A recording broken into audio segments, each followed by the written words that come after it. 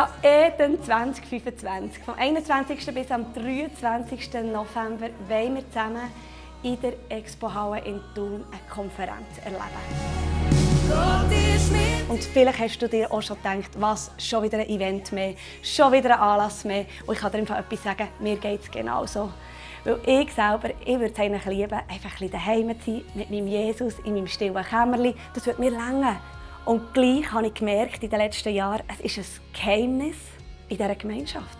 Es ist etwas Heiliges, wenn die Heiligen zusammenkommen, um miteinander den Gott im Himmel anzubeten, den Jesus zu verkünden, in der Gemeinschaft, in dieser Einheit, die der Heilige Geist tut. Ich freue mich so fest auf die Konferenz. Einfach euch in der Grösse, in dem Mühe, wo wir sind drin gestanden, einfach eine grosse Halle zu mieten.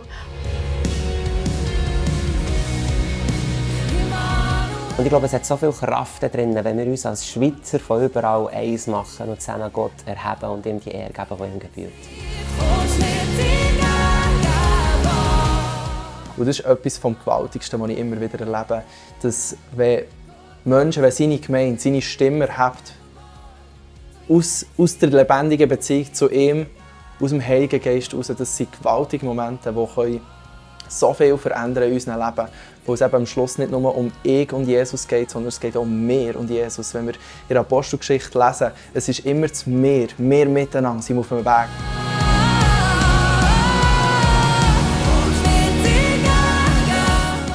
Und kommt unbedingt an die Workshops, wir wollen ganz praktische Tools weitergeben. Einerseits auch für musikalische Sachen, wo wir wollen, Sachen weitergeben von denen, die wir gelernt haben, aber auch geistliche Sachen, die wir nicht dürfen selber erleben dürfen. Und darum möchten wir von Herzen einladen, euch einladen, als Gruppen, als Ehepaar, als Familien.